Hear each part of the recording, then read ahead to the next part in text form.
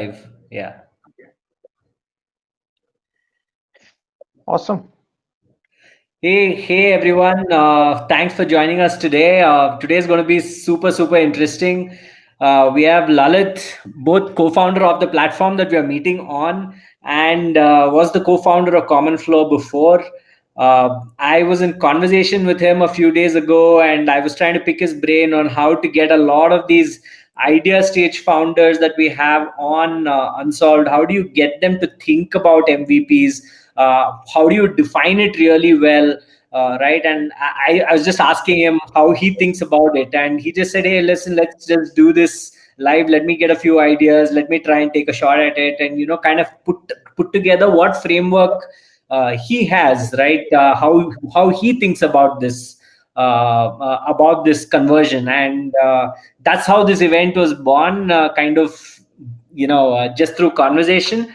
And we thought it'd be super interesting for folks to kind of latch on to this and just I think it's like a deep dive into Lalit's mind, honestly. I mean, we're just trying to figure out how he thinks about it. And I think if we can take a few things away, either to apply from an idea to MVP, but I also think that the broader framework should apply for any form of product thinking. I mean, without much further ado, right, introducing Lalit, who's already with us. Lalit, you can take over and set the stage. We'll keep this interactive, but let's start with Lalit just saying a few things. Yeah. Sure. Thanks a lot, Ishwar. And I just did a quick poll, and close to 80% of people are in idea stage right now in the audience. So that's actually quite comforting. So I have world's simplest presentation to share right now, and maybe after those 10 minutes of presentation, actually we can move into a more interactive fashion where just throw some really wacky ideas or some wacky problems at me, and then let's actually try to build an MVP together. Let's try to conceptualize an MVP together. So I'm going to share my screen right now. Okay, you can see my screen. It's a minimal viable presentation. Okay. So, it's better to kind of do a full screen of this. You'll be able to get a better feel for the presentation, right? So there's so it is so simple. It's so minimal that without doing full screen, you can actually see what the content is. Okay, cool. Okay. So this is my very first slide. So this is how I think about stuff, right? Yeah. Motivation minus friction is conversion, right? So I will, we've all heard about products where it was just a landing page. It was just a landing page, and they got 2,000 signups or 2 million signups, right? And then they started to build the product, right? So it is definitely possible if you can totally crack this equation, right? So get the motivation really right? What exactly that you are trying to offer as a benefit, and remove the friction as much as possible. And definitely in a landing page, there's absolutely no friction. Then it all depends upon, are you really talking about the right motivation for that right customer segment, right? If you get that right, your idea can actually also have millions of signups even before even launch, right? So for example, let's say if tomorrow Harvard medical, let's say some medical school, they say they have a cure of cancer and they are looking for waiting list. I'm pretty sure there is like a billion people in the waiting list already, right? So today, let's say COVID cure. Somebody has a COVID cure. There's a very high motivation for that, and absolutely less friction because we're already in such situations and there is no other alternative. So this is the equation to really internalize and just always keep going back to whenever you are evaluating ideas, whenever you are even crafting your product communication, right? So if this equation is equally applicable for your ad copies, your product packaging, and everything, right? So the second most important thing is understand about your customer, the customer understanding, right? And when you want to understand, you don't want to understand that how many times do they go out for dinner, etc. That level of understanding is not what I'm talking about. The understanding that I'm talking about is what outcomes do they care about, right? About what outcomes do your customers care about, and in, so to say, what KPIs in their real life do they really evaluate themselves on, right? For example, on unsolved brainstorming sessions, there was a diner club. Diner club is basically for singles to mingle with the other singles, right? So the outcomes that they care about, is to have good social companionship, right? So that is an outcome that they care about, right? So, and let's say if somebody is building a tool for product managers, then what outcomes do product managers care about? Their success rate of delivering impact, right?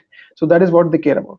And another way to, just a detailed understanding of this one thing is that think of your customer as a generic name Bob, right? Bob in his current life gets your product and he becomes Bob Dash, right?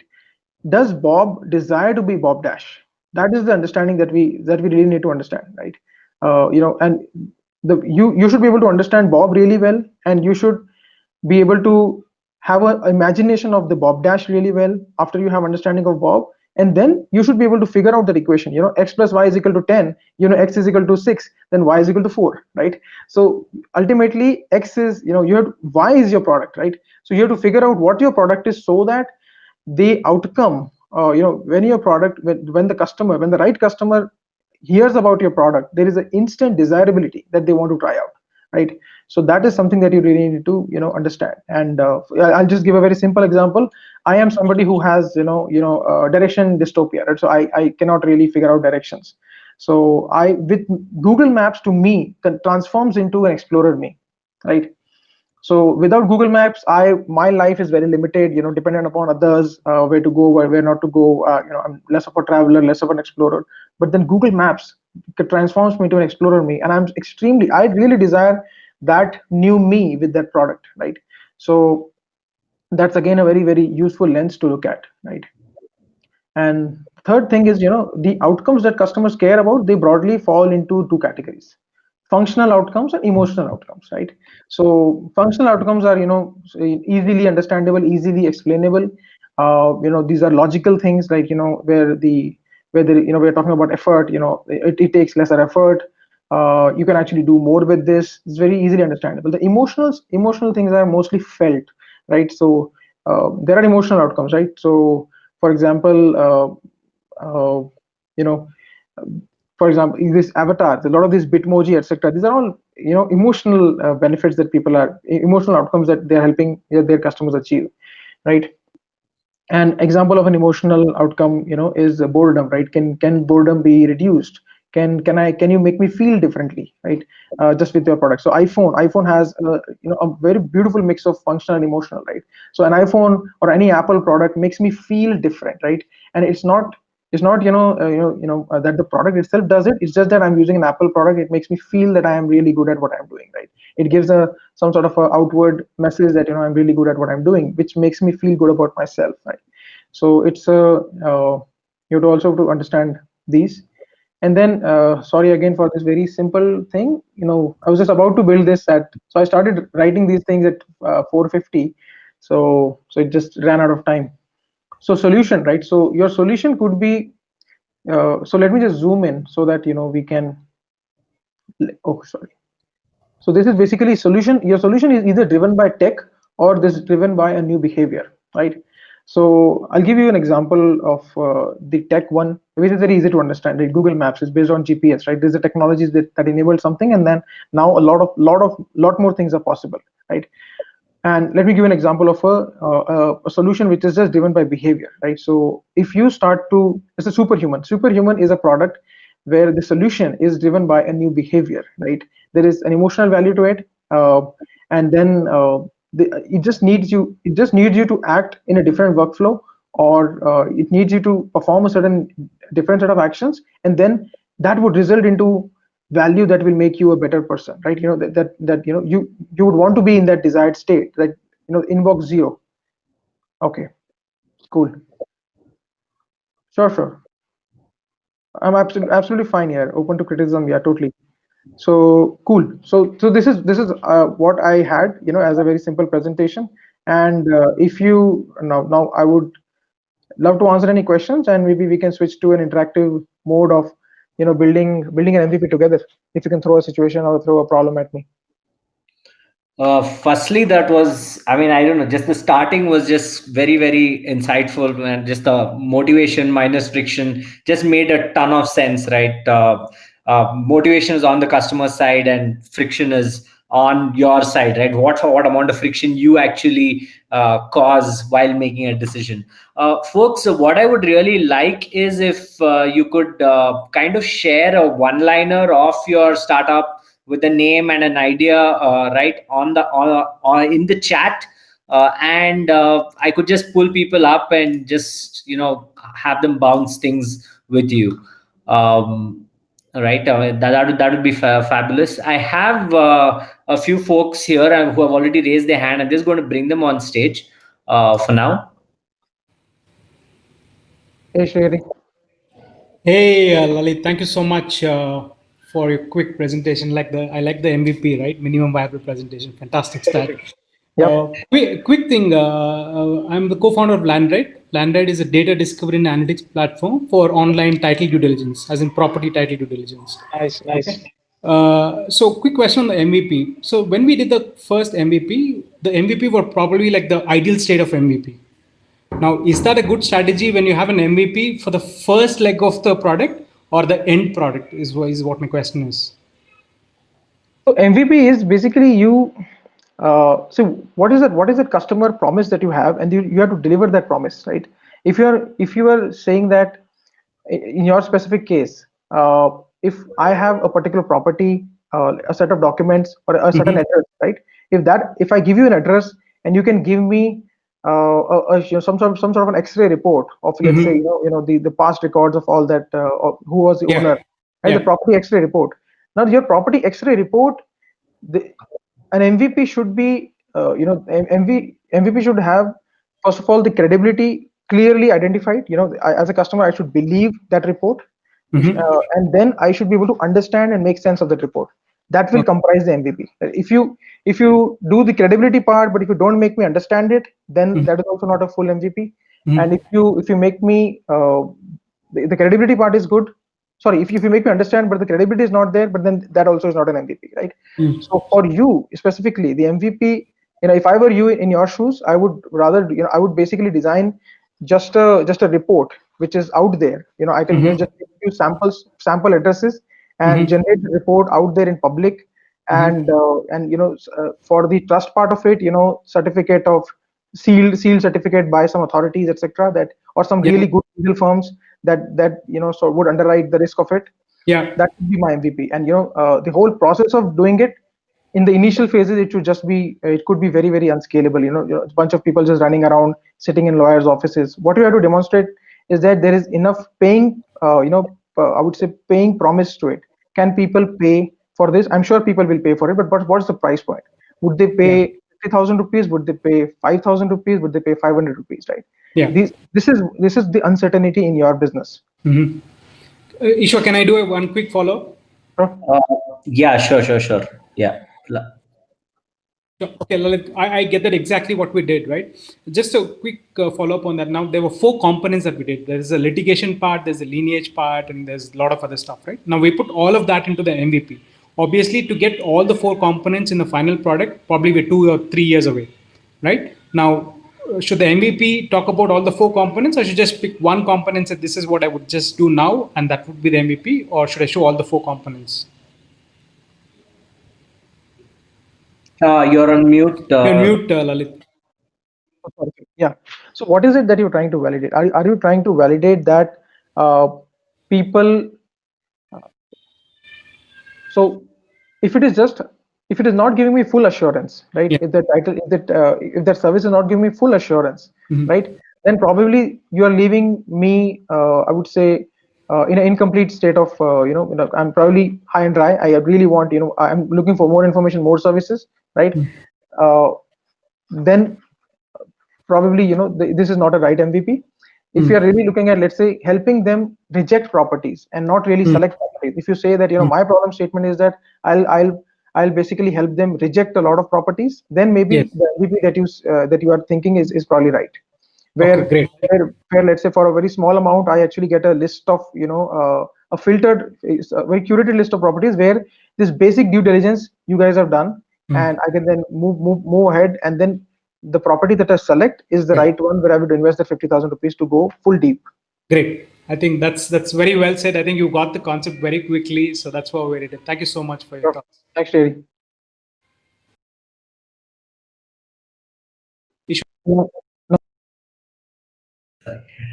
Chetan, do you want to just come up?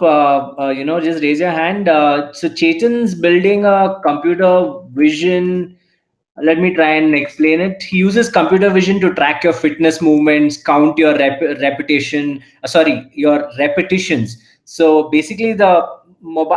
If I'm right, if he's coming up on stage, Chetan's here. It's best if he explains it. Yeah. Yeah, I can speak now. So you wanted to explain each one? Yeah, just try and give a one-liner that kind of explains what you're building, and let Lalit take a shot at how he would build it, right? Okay. Hi Lalit. So what we're doing at Burncal is we provide personalized one-to-one home fitness training through a web application that can basically see and guide users on their pose and repetitions in real time, just like your personal trainer. So imagine a web application, it has a camera, like basically your laptop has an inbuilt camera. So we basically use the camera to look at the user, to guide him on his right posture while he's working out, and also, count his repetitions in real time so that, he gets that guidance as a beginner. Got it. So this would be a web application, right? You want it to be a web application. Yeah. And this would be a browser page where you will use the browser camera, and probably it's kind of inspired by Mirror, the startup in the valley. Just without the hardware. Okay, without the hardware, where you would want the camera. Okay, interesting. Yeah. The mobile is the hardware. So what's the uncertainty? Like, what is it? Mobile is the hardware. Okay. So in our case, since I'm saying web application, so the laptop has an inbuilt camera, right? So we don't need an external hardware. In case of a mirror itself was an hardware, right, which has an inbuilt camera. You're supposed to buy an hardware and then get the value out of it. And they were not really doing any post correction, so there was not much of technology to mirror. But in our case, typically, in real time, we understand the user and his form while he's working out, looking himself at the screen, and also an expert trainer. So, Chetan, are there two different types of MVPs that you have in mind, or let's say what extent you have to take your launch product? Is there something that you have as a question? Yeah. So I have one question. So question is that, what should be the ideal MVP, right? So what we're trying to do currently is that we're just launching a single exercise, let's say squats. And we're trying to validate the proposition of, are people really enjoying the experience? Are people really comfortable working out in front of a camera at their home? Further, if that's something we validate, then it's easy for us to, try out other exercises and create workout regimes so that, people follow a workout plan. So I just want to feedback that what do you think is an ideal MVP for us? Should we focus on technology and then, launch an alpha, or should we just do it a non-tech way? What would be an ideal MVP for us? Sure. I think so. This falls into the the behavioral thing, right? So there is you want people to do a new behavior as a solution, and then that the new behavior will unlock a solution to a problem, or a new desired state that they want to achieve, right? And your desired state is, for your customer, the desired state is that they are fitter. They are actually fitter. They feel good about themselves, right? And you are offering them as a solution that this is how you are going to be fitter, right? And the question that comes to my mind is that definitely there is motivation. I definitely want to be fitter, right? So first, people would love to understand what the solution is, right? So, and the friction definitely would be about privacy, etc. In this case, where whether this camera would be capturing things which they should not be capturing, whether I have control on it, and also the other friction would be when it comes to the effectiveness of the solution, right? Can this actually have this engagement loop? Can it actually hook me, right? So if I were you in your position, I would what I would do is I would not really limit to a certain exercise, right? Just only squats would not cut it for me, because when I'm working out, I'm not just doing squats, right? I would probably at least pick a bunch of exercises which of all the exercises which people can do. I would rather come up with a recommended 4 or 5 exercises which are just 15 minutes workout for working professionals. I'll just maybe narrow down the persona to just, let's say, working professionals who are sitting and working and probably having some health issues. This is how you can quickly get stuff done. And the camera thing is just a way for me to automatically track and have some sort of a behavioral gamification, make me come back again and again. Can there be co-workers, especially in this remote environment, right? uh, so just to answer your question, I think just picking one exercise will be will not be a good factor for the MVP. You pick Okay. something which is slightly more, some bit of a complete thing for me, right? So a bunch of Okay. exercises which a particular segment should be doing. You could be picking up, let's say, pregnant ladies, right? But then do that bunch full set for them, or could be, so whatever is your target end user segment which you want to launch it for, pick a sort of a good mix of exercises which they should be doing. Okay, got it. I think that's quite helpful. Yeah, thank you very much. Thanks, Jason. I I see the founder of ICU. So they help. Yeah, Joshi, could you? Are you around? Okay. Okay, I'm just going to take one of the questions that I see here, right? So it's exam monitoring in a online world where you're supposed to take online exams now. How do you actually monitor that students are not cheating at some level, right? So that's what ICU solves. If Joshi is around, you can come on stage and explain it a little more. But how would you think of an MVP in this scenario? Yeah. So I think over here as well, it would be really good to focus on that one category of examination, one type of examination. And see, when you're trying to build an early stage product, you really want to narrow your set of problems so that with limited resources you can solve that really well, right? Because you can only deliver customer delight if the complete problem is solved for that one segment, right?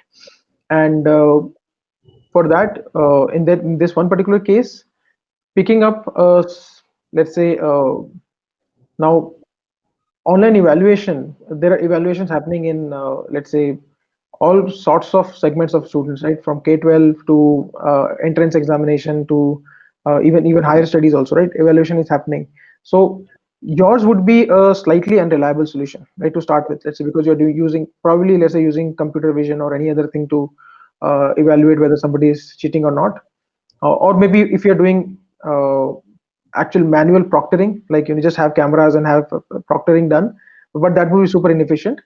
But let's say if you're doing, but just to pick the customer demand, right? Are people really excited about paying the solution? Like, would an education institute be willing to pay for a proctoring service, right, for their examination, or like a proctoring suite, like a proper product suite where you also have to log in into this application. I may be giving my examination on a different application, but then this is a desktop application which is installed, which is a mandated thing by the company, by the institute.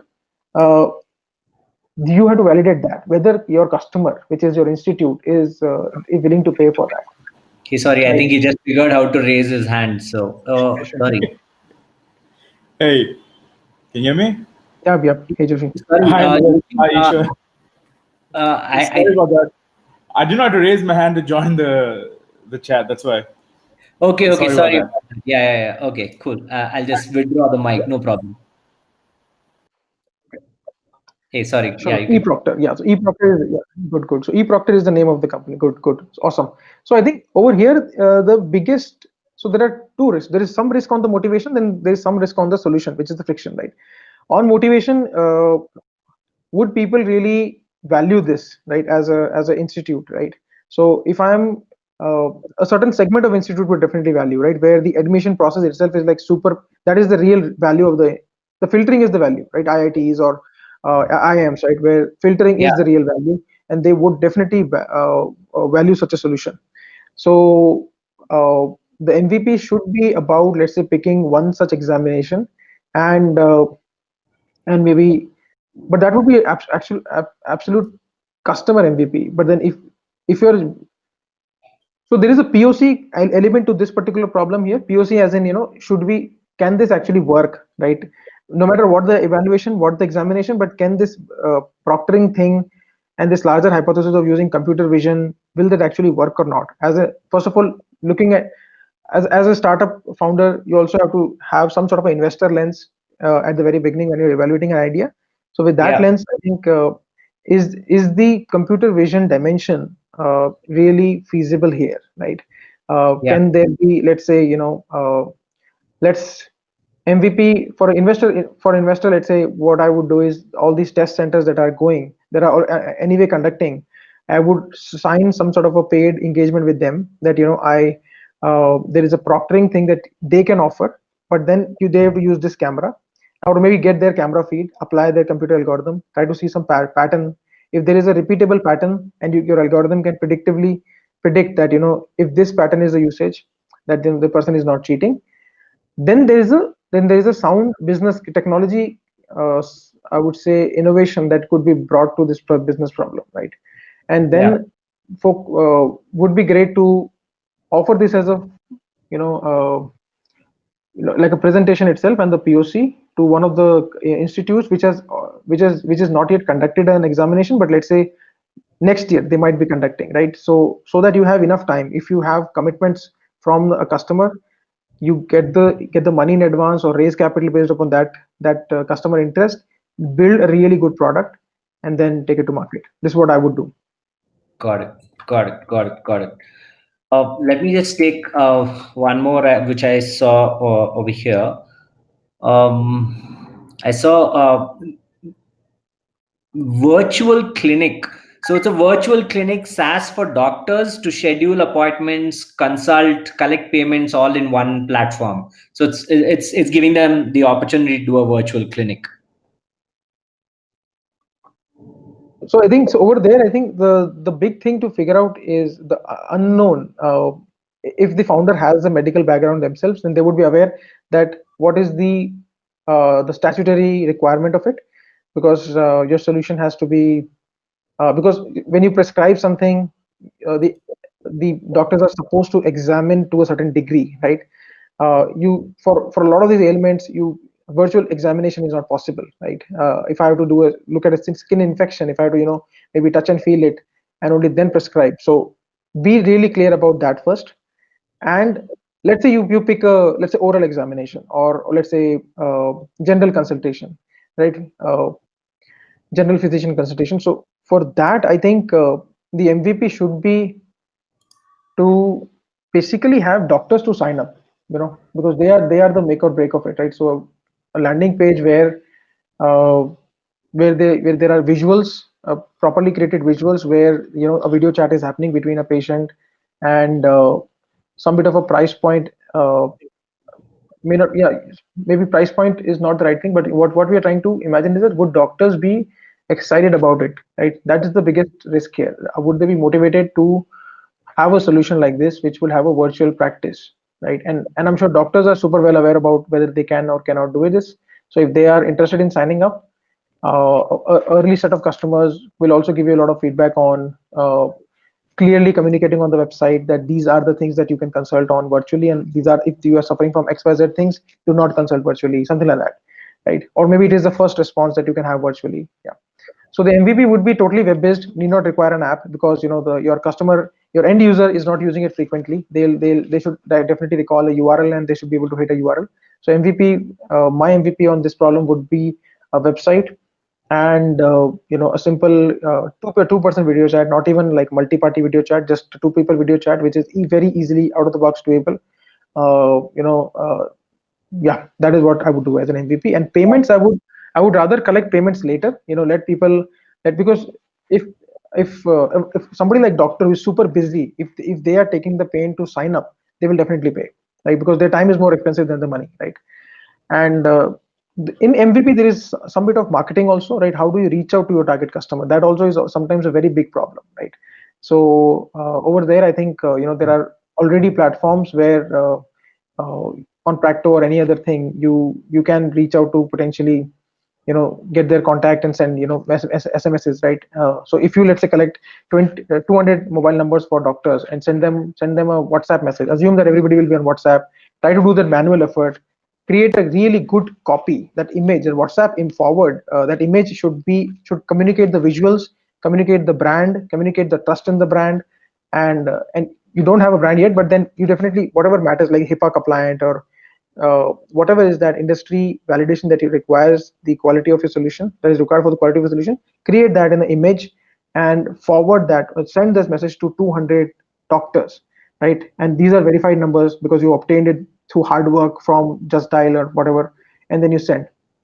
And whoever gets back is your target customer. If they are willing to sign up, and that's a proof of motivation, and then work towards reducing friction. Got it. One question here on the MVP side, no? Is it okay? I mean, would you say that like something like this, which is supposed to enable one-on-one video, would you say MVP is building out one-on-one video in your own web application, for example, or is MVP just relying on, let's say, Zoom and InstaMojo to collect payments, for example? Got it. Yeah. So absolutely. So you definitely rely on Zoom or InstaMojo, but sometimes the quality of the video, like over here, the friction point, one of the friction point could be Zoom optimizes for collaboration. Zoom was not built for medical consultations to happen, right? So it by default, it doesn't transmit HD video, right? You have to go somewhere and do the setting, right, which your customers might not be able to do that. But WebRTC, it by default, it gives you the ability to transfer HD quality video, right? So if that is a friction point, you have to meticulously think about it, whether if this is a very big friction point, and whether a Zoom would cut it, or you would have to build a very basic version yourself. Yeah. Got it.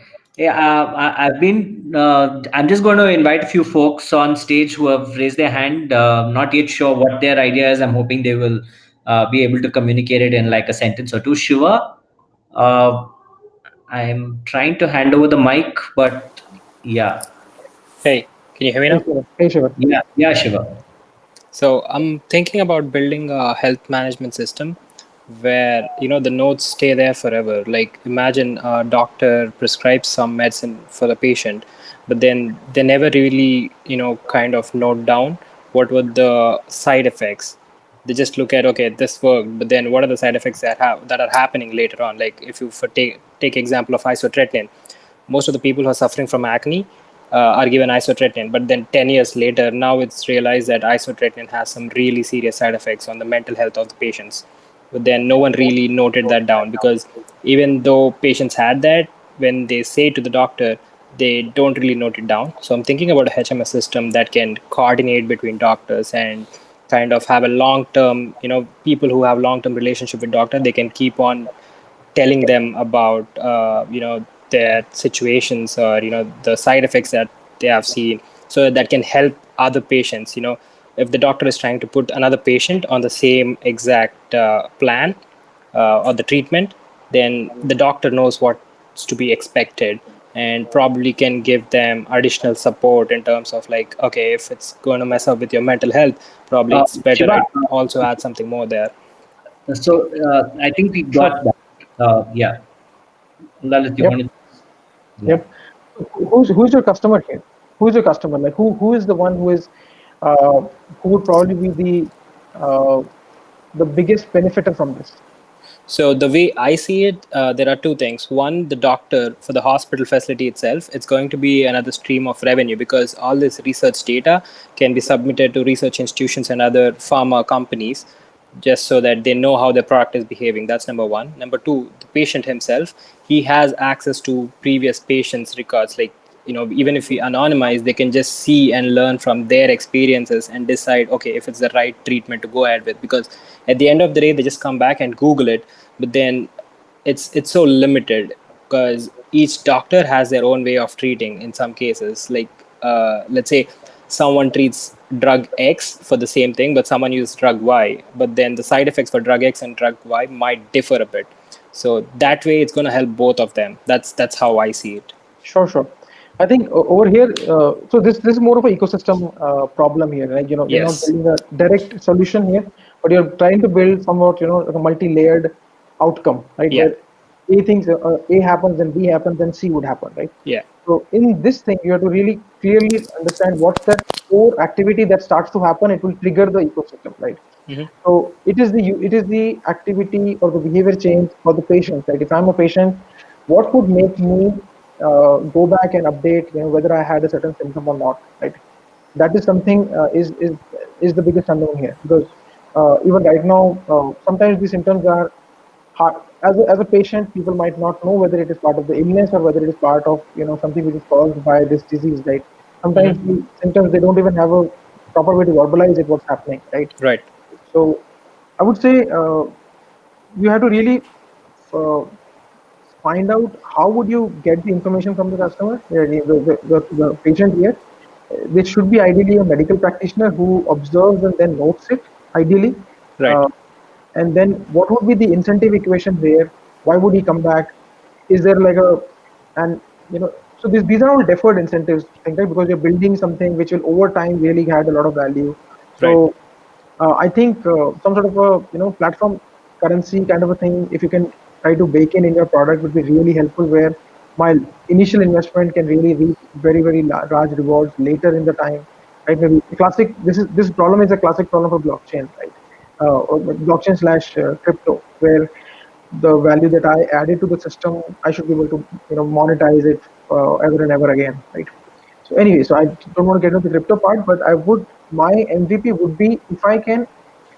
So my point of proof would be that if I have cracked, these validated symptoms getting recorded, like side effect symptoms getting recorded, if they're getting recorded at a predictable frequency, I'm not sure, there will never be 100% conversion.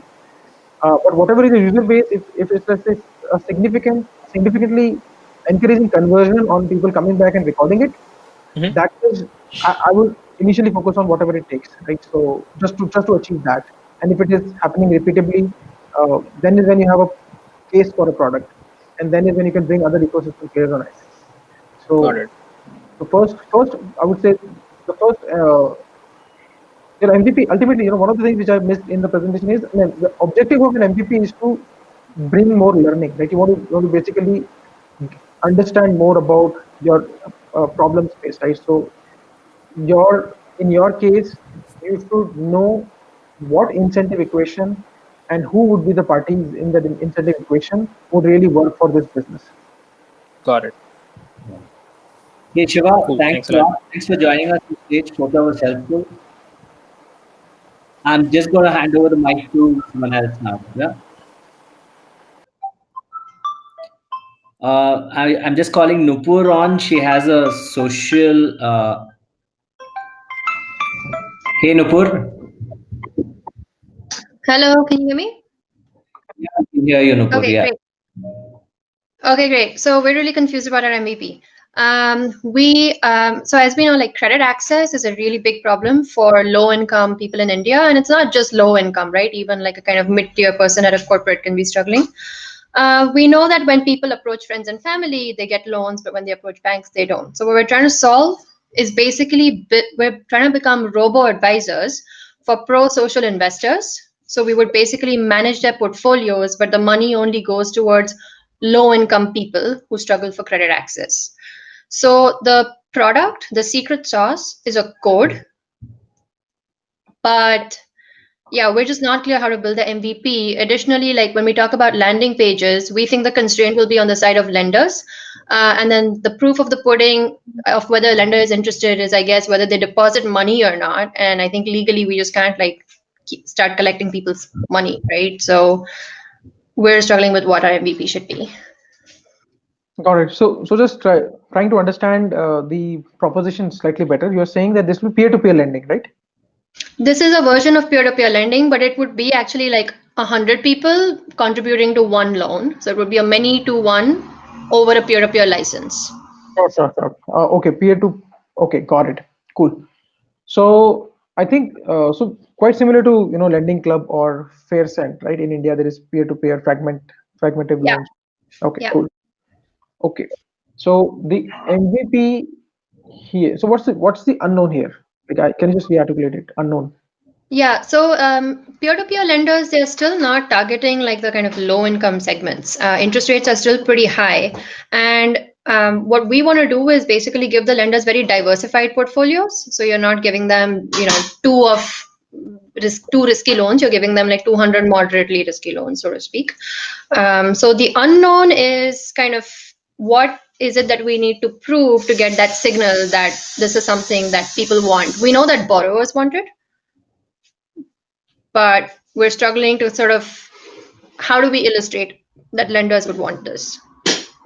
Got it. I think so. Ultimately, you have to take a customer with a very risky profile, and you have to, through your operations, business operations, you have to reduce the risk a lot so that the lender can start to prefer it. Am I right in understanding? So we Your have to business- show that this person wouldn't get a loan otherwise, but through us they can. this person, so that would be no. To the lender who is parting away with the money, right? You have to. The reason which I should give is definitely not purely social, right? It is also it's some sort of a lending. I'm expecting a return back. Of So course, yeah. I would be happy to give that money if the overall the right now I have absolutely no visibility on the risk profile of the person that is getting the money, right? There's no data about it. There's no there's no credit footprint, right? Whether they have been repaying it or not, right? Because Yeah. these people are in a very informal sector, right? They take money from Yeah. the pawnbrokers and a lot of these guys, right? And they have their own social tactics to get the money out. But then all of it is beyond the digital footprint. There is no trace whatsoever. Right? Yeah. So one of the things, I'm probably not helping you with MVP, but something that some sort of an insight could be that you basically ride on this informal sector. This give this informal sector some tool, and if I'm a pawnbroker, right? Like if I'm a informal sector lender, right? I should be able to lend more. So I'm your primary customer, and I have you do my risk profiling, right?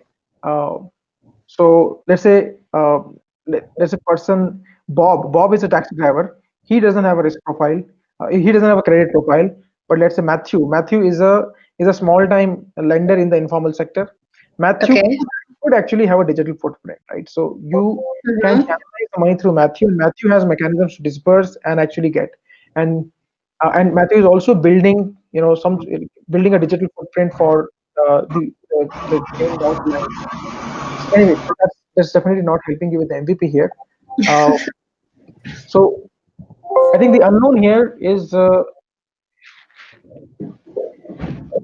So we thought the unknown was can we build these risk models? So we've actually spent a lot of time building underwriting models, and now we found out, as somebody also commented in the chat, that nobody cares about the tech. Like nobody cares about how you're doing this, right? Like they care about are people going to use it. So we're now stuck on okay, what do we need to do? Like we know people want to lend and we know people want to borrow in general. It's an established system. So yeah, we really struggled with how to prove that this is a desired product. yeah. So you really need to find that missing link. Right now, in this case, there is a missing link. Problem. You need to find somebody who potentially can bring these two people together, and has a very high motivation to do that. And definitely your platform is that one. But then, and this informal middleman, the informal sector middleman could be that one missing link, or you find out any other missing link which will actually bridge the gap for the adoption. You have a model, but then nobody's using it, right? Once someone starts to use it, your model will get the data, and then things will start to work on its own. It could be, let's say you yourself have a subsidiary that you start to take some risk. Many companies, what they have done is they've given, let's say, flat 5,000 rupee loans, right? So you take, let's say, a risk of 5,000 rupees on a customer. At least start to build the digital footprint, right? So you take, let's say, 100k USD just as a investment into building footprint, right? So people apply, get the risk, get their 5,000 rupees without any question asked. But then they have to provide a proper profile and download the app, a lot of stuff. So you basically you want to get your model kick started with more usage, right? So yeah. So your MVP is you have to risk your own money, right? You whether it is money on your cap table or you find a partner who can actually do that. Yeah. Okay, I'll think about it. Some people are saying they've already built what I want, so. Cool. Sure, Noor, I hope. Thanks for joining us. Yeah.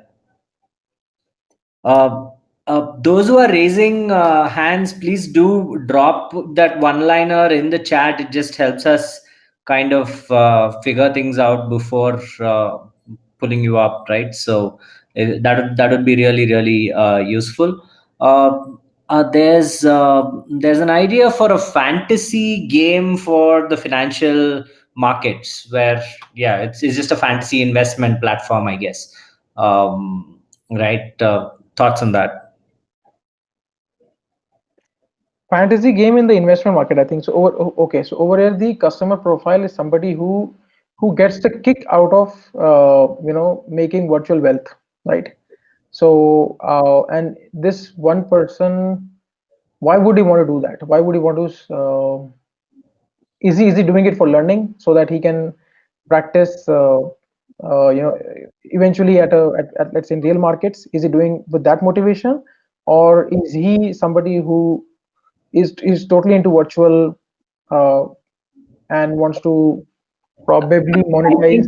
I think the first one, right? I think these are probably young folks who don't have too much money to invest right now, but they still want to see if if they play this game, how much money could they have made by taking certain bets over a period of time.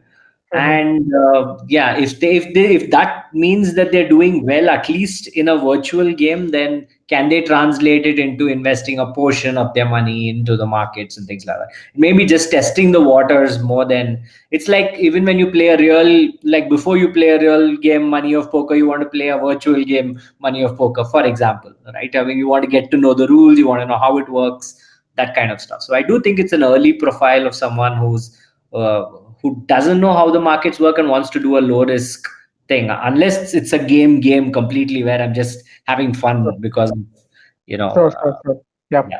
Sure. So if that is the case, then I think the looking at the the how strongly do I want to have that achieved, right? If stickiness is not a problem, because if there is a natural trigger in the end user's mind that if I'm constantly thinking about building a career in investing, then I would want to, I'm happy to do a web application. I can definitely come to a website and do that. But if it is not an internal trigger, you want an external trigger, then definitely build a mobile app, right? Even in the MVP, right? So assuming that you are building a web app, assuming there is internal trigger, the motivation is definitely to progress in the learning, right? You want to be, the state that you want to achieve is some sort of a confident investor where your strategies have delivered result, no matter virtually, but then your strategies have delivered result. So the friction there is how believable is it, right? Is it random enough? And is it like well simulated enough that I can have that confidence in myself, right? If it is a good enough game, good enough simulation that if I'm good at it, then I can safely assume that I'm good at the real thing as well. So that is the one friction point. So in the MVP itself, at least there should be some sort of that should be taken care of. At least on the landing page, the communication should be there that we have taken past 20 years of data and analyzed all of it, so that it gives me the confidence that okay, this is looking at real data, right? And then motivation would be that an MVP should be simple: sign up, get let's say 200k USD, and if you are able to make that 200k into 2 million, right? Or let's say 20 million, that you have that benchmark, right? Then you basically you get a certificate, or get a coffee with Jhunjhunwalas or the Warren Buffetts of the world, something like that. That's a large promise which you can eventually achieve, right? So that should be good enough MVP for people to get started. At least this would be my version one of the MVP, where there's a landing page.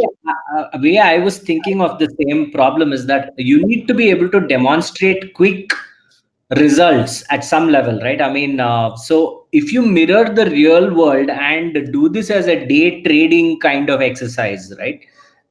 Then you can actually mirror real world. I mean, you're actually using real world data, but it's play money. And you're basically teaching them to be traders, day traders, in stocks or in currency or whatever else, but it's play money. But due to which, one, it's real data, and the second is that it's play money, and the third element really is that it's quick measurable results, because otherwise long term investing is completely different game, right? I mean, you really need to simulate 20 years and give hypothetical case studies and things like that. But a day trading scenario can be measured faster. Yeah, totally. I think I totally agree. I think so. You're saying that no better simulation than the real market itself. It's just that you are entering with play money, right? So you're not reaping real rewards, but they're virtual rewards. Yeah. That's also great. Yeah. Then I think the MVP should just be, you be like a virtual broker. One of the co-founders should be sitting behind the scenes as a broker, accept orders, and then do Excel, manage order management in Excel sheet. End of the day, reconcile, publish results, and that should be everything. And if you have returns, like if you have people coming back, and let's say 15-day retention is great, then this is a good working, like something which is working. Got it. Makes a lot of sense.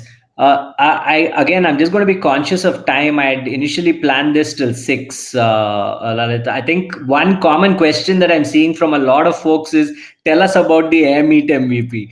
I mean, like, could you do that? So I'm just wondering if you want to do that. Sure. Yeah. So, about 5 minutes left. Sure. So Airmeet MVP was basically about when you are actually at a webinar, right? You are attending a webinar, but then you absolutely have no idea who else is there as an attendee, right?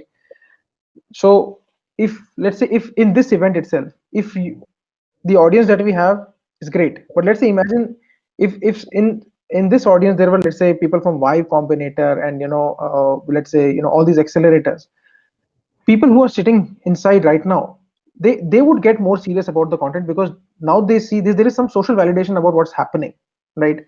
It is not just some random guy who's talking about something. Okay, this is somebody that maybe a Y Combinator alum is also listening to, right? So there is a lot of social validation that who are you attending something with adds to it, right? So that was actually something that was missing. Second, a lot of these webinars had a waiting experience, where until the host actually starts the webinar, you just keep on waiting, and sometimes you are on a different tab and things have started and you don't even, because some of these webinar tools, they would put it on by default mute, right? You have to click on it and then it will play.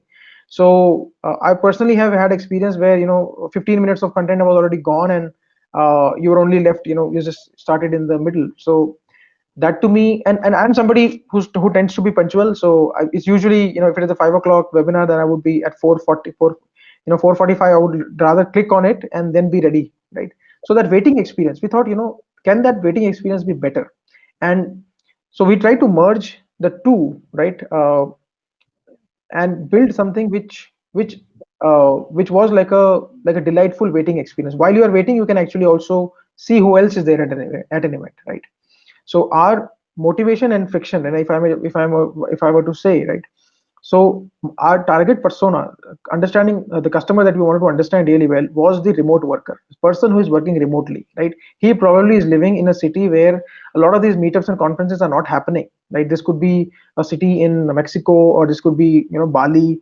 So imagine if I'm in Bali, no AI conference happens in Bali, no AI meetups happen in Bali, right? So what I do is it's only Twitter that I retain my touch with, let's say, the AI tribe, so to say, right? I would love to have a virtual way to have virtual way to strengthen my network, continue to grow my network, right? That's the motivation that we thought. The very first landing page of Airmeet was meetups for the future ready professionals, right? A new way to learn and grow your network for the future ready professionals. That was the motivation message, right? And then the friction point was, can you actually deliver that interaction, that a feeling that will give me that I'm actually meeting people, having some meaningful interactions, right?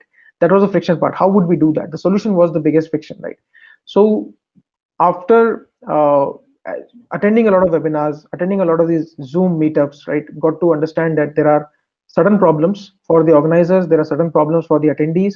Picked up top problems, right? So the one of the top problems of the organizer who was organizing a meetup on Zoom was that a lot of the setting up happens in public, right? Imagine this was and not everybody ends up having a Zoom webinar account which is $400, right? People would just start with a Zoom meeting which is free, and they would start having meetups there, right? Yeah. So if this was a Zoom meeting and my camera is not working, probably this is a public demonstration of sloppiness, right? This is not working, that is not working. So we thought, there should be some sort of a backstage, right? That was the first thing that I just love the backstage. It just kind of enables all speakers to get ready. Yeah. Right. So look at the pain points. Where moments of embarrassment, moments of disappointment in the current solution, whatever they are using already. Moment of anxiety, embarrassment, and disappointment. These are the moments we were looking for, and picked up with a bunch of these to start to solve in the MVP. And for the end user, it was a total out of luck. We just said, let's create tables. People are familiar with tables. When they land up at a venue, they probably will understand this, grab a seat, take a call to action. So the very first event, only 4 people were sitting on a table actually, and one of us, one of them was me, right? And 3 other people, right? So slowly people started to explore this, right? And we have looked at the data. People who log in early, they are the ones who end up exploring, and then we are working on newer and newer features. So today, as we speak, 66% people actually use networking tables at events which actually have multi sessions.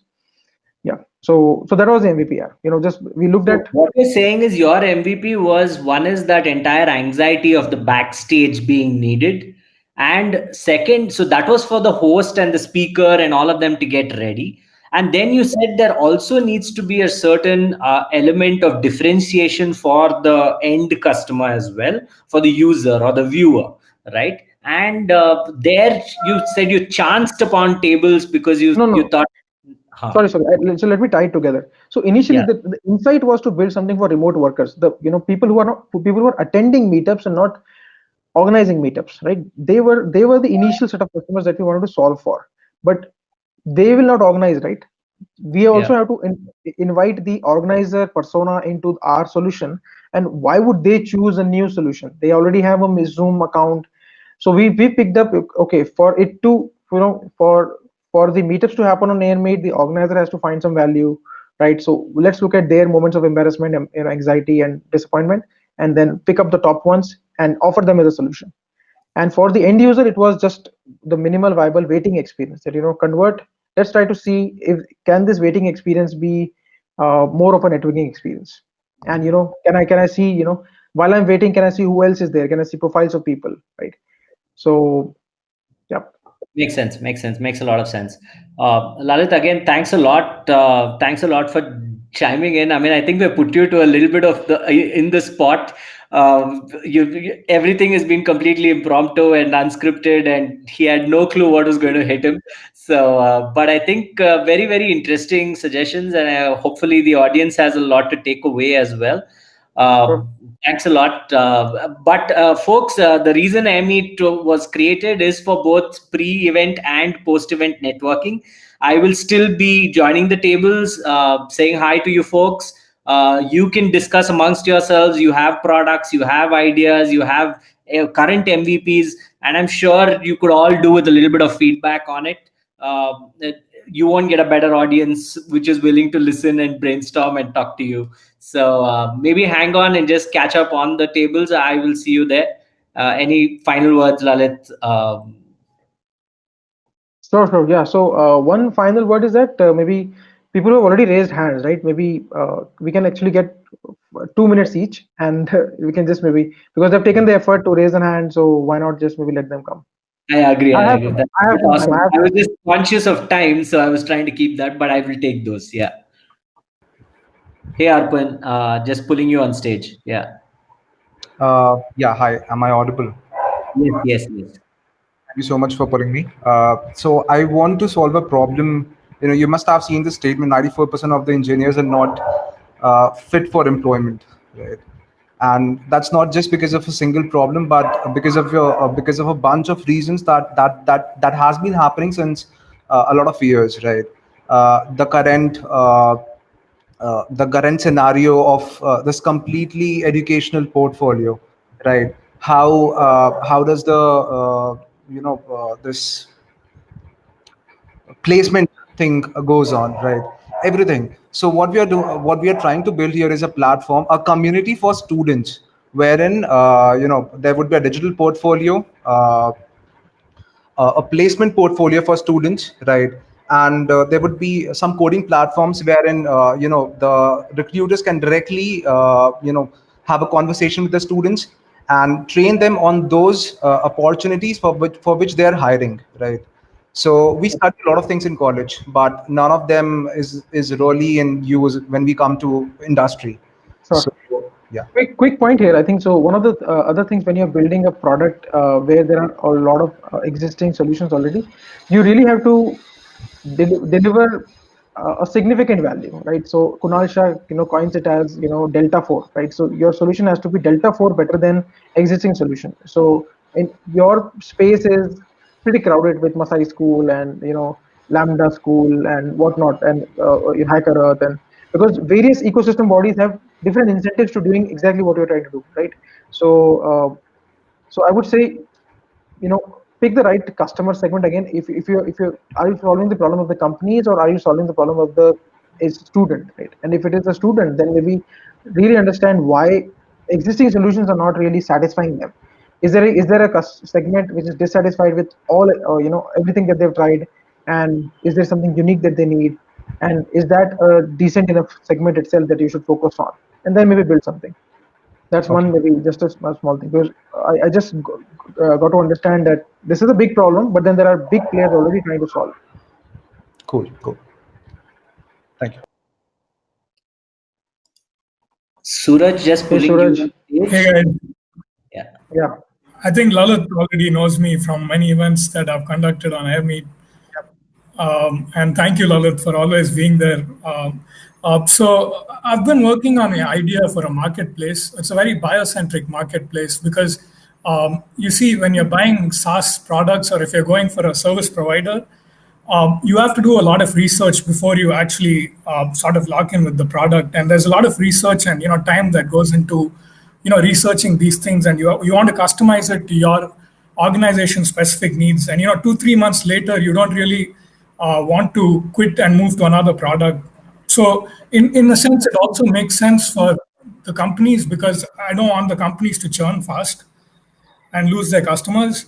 So the idea is to use citizen journalism and a very strong sort of value prop, in the sense that you have a chat box where you go into, you type your specific problems or pain points. It looks into the database, and a lot of AI, behind the box. Let's not even talk about the AI, because I don't build it myself. So point being that it looks up all this information, and it then comes up with a personalized suggestion for your particular niche. So it brings up the pipeline velocity for the seller. And obviously, it's a better experience for the buyer, because he's getting informed by citizens who are using these products, or your actual users, not like the company blog where I tell them, oh, I'm better than Capterra or G2, but it's authentic, unrestricted, just citizens informing, and they also get sort of monetization each time they contribute something. They're kind of building a Glassdoor for SaaS products. More than that, because I've also integrated like very low fee payments. So when you talk about services, then I'm not taking a platform fee. You can just pay the service provider directly. He can subcontract it, and then he can do all that magic, and there's no platform fees that I'm doing. So payment is an important function as well. But the core thing that I'm trying to solve for is making a marketplace that's buyer-centric, and by that thesis, helping the sellers. Sure. Yeah. I think one of the problems that I've also faced in exactly the same segment is that a lot of these review sites, they have their buyers professional. So not the buyers, but let's say if I've reviewed, they have my profile associated with my review, which is not a great thing in the professional circles, right? So if I'm leaving a review of a SaaS company, right, small world, right? So sometimes it is not real. That doesn't leave me in full freedom to write the real review about it. I would be more politically correct and try to use right words, nice words. It first of all, I think curated but anonymous reviews should be really valuable for people to share exactly what they feel about a particular product, right? And that would be good. And I'm just seeing the value here as a customer, and then maybe we can definitely come up with the MVP discussion also. So I certainly see value here because the new age companies and the, so to say, the consumerization of SaaS, right?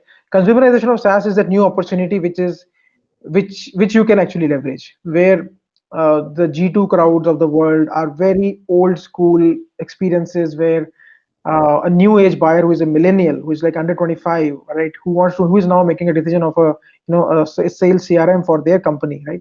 They absolutely want a different experience of coming up with the decision, right? So there is an opportunity there, and I would say, since it is a buyer centric value proposition or the business, the maybe just focus on the buyer and let them actually your MVP would be, do you want to, so you can actually do it in two ways. One is that you can uh, it could be more of a on demand service where I as a buyer post, let's say here is $50 and I need absolutely genuine reviews from 5 people who have used CRMs in their companies, right?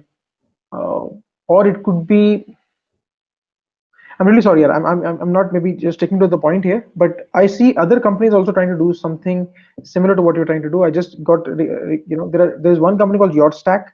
YourStack is it's a product hunt product where end users can actually list what consumer apps that they're using, and then uh, there's another place where tech companies can list what is their stack decision, what products that they're using, right? People are just creating like profiles of what products that they use. So that itself is a very data driven way to see what products are happily being used by a lot of other companies, and that would exponentially determine the decisions for the rest of the others, right? If I get to know that Twitter uses Jira, then that in some way it sort of biases me that Jira must be a good product, right? So this category has some of these challenges, so that unique element has to be figured out first. Is it just about reviews, or is it about social proof of the quality of a product? I think they're also missing the services angle. That's also something important in my platform, because when you look at AI or enterprise SaaS, there's a lot of custom solutioning and services attached that a lot of these platforms are not addressing. So if you look at AI, I could focus on a niche and only talk about AI products, or like highly complex engineering products for enterprises. I mean, I have the product mostly built. I can tweak it around and try different tests. I've gotten good validation with service providers, and some SaaS companies are sort of okay. What I'm really confused now is, how much can I charge them to list on my platform? Because I want to charge them yearly, like once, and not do a monthly thing, because I can't show them any results for customers or leads coming in, for the sellers who list, immediately. So, what are your thoughts on pricing or like monetization of? I think so. Typically, then you are into Zomato model, right? Zomato actually charges, for it doesn't charge for listing; it charges for engagement, right? To people who, as a paid customer of Zomato, I can definitely engage with people who left a bad review, right? Or people who are researching, right? So you list them for the space. There is a one-time listing fee or a annual listing fee might not make sense, because you definitely have to list them first and only then reviews would come, right? It's a chicken or egg problem. You can't, if you have listing fee, then you're probably covering a very small universe where people have paid you money for getting listed, right? You have to list everybody. Then what do you charge money for? You have to charge money for the capabilities that you build them. So as SaaS companies, there is a huge problem of road mapping. Can you actually help me build my roadmap, right? what do customers really want? My unhappy customers, what are they not liking? Happy customers, what are they liking? If you can somehow help me do a better job on getting those signals and letting me engage, can I do my user research on your platform, right? Those are the things which I would be happy to pay. Very interesting. Actually, I didn't even think about that dimension. Thank you so much. Awesome. Thanks for joining us, Suraj, and sharing what you're building. I'm just going to take one more right for the session. Yeah. Thanks.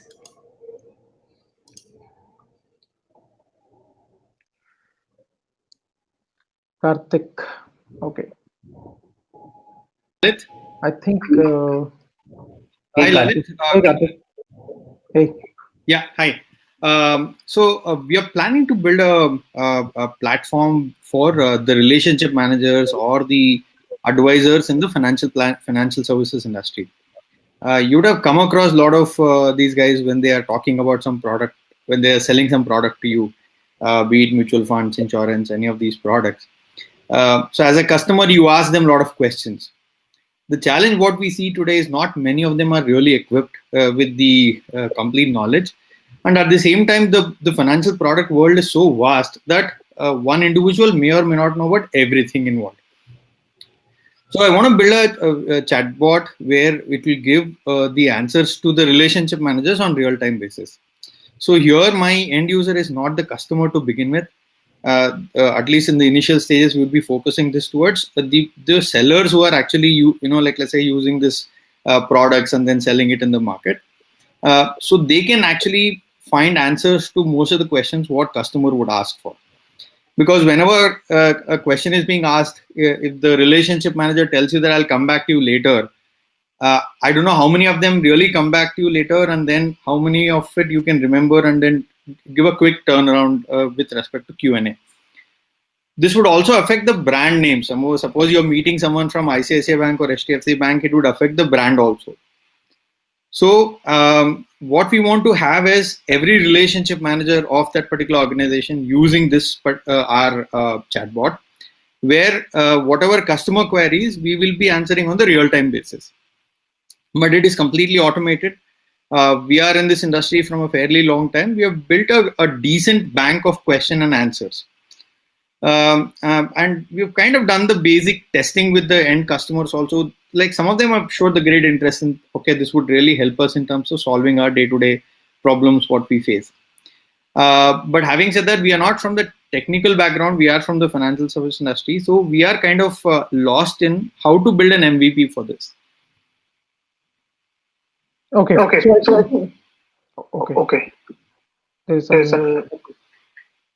Why is there an echo? Karthik, can you just maybe mute because there's echo from your side? Yeah. Oh, cool. So to me, I think your choice of customer is not very precise here, because you are probably talking about branding here, but then you are not covering the touch point with the end customer. Because if let's say if I'm a HDFC Bank or if I'm a Motilal Oswal, if I really care about this solution from a branding lens, so this is going to affect overall what my customers think about myself, then it also has to have some sort of a customer touch point. I just can't be okay imagining my RMs to be using this and overall my brand is there. There has to be some direct proof of the branding benefit on this product itself, right? Maybe like an NPS or rating, the interactions, maybe somehow the interactions should also come if you want to have branding as a benefit. The other way to look at it is that sales readiness or L&D, internally training my own staff, that is the objective of this particular product. Then the success of the product, the proof of the success of the product could be without the customer touch point. It could just be about how many people are completing the trainings, how many people are with flying colors or something like that, right? So there is a company called Mindtickle in India already. They are doing it for in general SaaS companies. Like sales readiness is their focus, and they do it in a very gamified way because many companies, they keep launching products, especially financial industry, right? So sorry, Lalit, this would be on the go, as in we are not aiming at a training here. Suppose you ask me this question, I told you, considering the current economic scenario, suppose you assume that I am the relationship manager, you are the customer. and you asked me this question, that okay, you told me invest in so and so debt mutual fund because current economic situation is this. Then in turn you asked me, okay, tell me what is the inflation running right now? What is the inflation rate? I don't know the answer for that question. I can immediately go to that bot and ask the question, find out the answer, tell you on a real-time basis. So this is going to be a short answered FAQs kind of a thing, rather than saying that, suppose you want to search in Google, there are 10 different websites. So curating that data would be is the challenge. So this would be an FAQ based chatbot, which would give real-time answers and specific answers rather than a generic answer. You might have to mute again. Okay, cool. So over here, I think the MVP is then super simple. Have a WhatsApp bot, right? Maybe it could be a WhatsApp number where one of you guys is behind it, and what you are trying to prove is that is there a repeat engagement for the RM, right? As an RM, even if I'm not forced to use this by my company, am I coming back and using it, right? So a typical WhatsApp. It could just be, let's say, not necessarily be backed by a company. It could be a free version, could be generic financial genie, right? If you are an RM, the landing page could just be focused on RM, that be a 10x better RM, or have a intelligent genie always in your pocket, and then that landing page would communicate and promise the RM that they can impress their clients with all the real-time information, no matter where they are. And just this is WhatsApp number, send a hi, and then they are ready. And they can post your questions, and then there is somebody real time. Whether if your technology is already ready, they can the technology can answer, or somebody that you have hired is all 24/7 manning their WhatsApp number, and they are answering it. You have to demonstrate repeat usage, that your RMs find it valuable enough that they're coming back, and then this service, it could be valuable enough that I'm sure these companies have an incentive plan for the RM, right? If I'm a better RM, if I make $1,000 extra per quarter just by being a better RM, I'm happy to invest $100. So this could totally be like a SaaS play, like a consumer SaaS play, not like an enterprise SaaS play. Okay, great. Thanks, Etan. Lalit, just in parting comments, I kept hearing you say what you're trying to prove here. But you didn't speak too much about the need to prove earlier when you were talking about the MVP. Could you just elaborate on what you're trying to prove with the MVP, right? I mean, to yourself or whatever else. Because I think what people are trying to get out of the MVP is as an objective would really help people from a thinking standpoint, because it's meant to prove something. You've said it multiple times. Yeah. Correct. Yeah. So every product, right? So in my slides, I had shown, right, Bob and your product, and then a better Bob, right? Yeah. So you have always some understanding of Bob and some understanding of your product, which is like X plus Y is equal to 10. Then what is X and what is Y? You're actually trying to figure it out, right? So with some understanding, you have you make an attempt, right? And then if it works, the proof of the work, proof that it works is that proof I'm talking about. Did it really work? So let me take an example of let's say the Fit Buddy app, right, where you can actually exercise in front of a camera and then become fit. So if the target persona is if let's say the persona is, let's say, remote workers who are like sedentary workers who sit, let's say, 10 hours in a day on a chair, and they want to be healthy. The whole communication is just articulated around it, very targeted. And then they just have to go to this website, which is very easily they can bookmark it, right? 15 minutes fitness, something like that, right? I just click on it.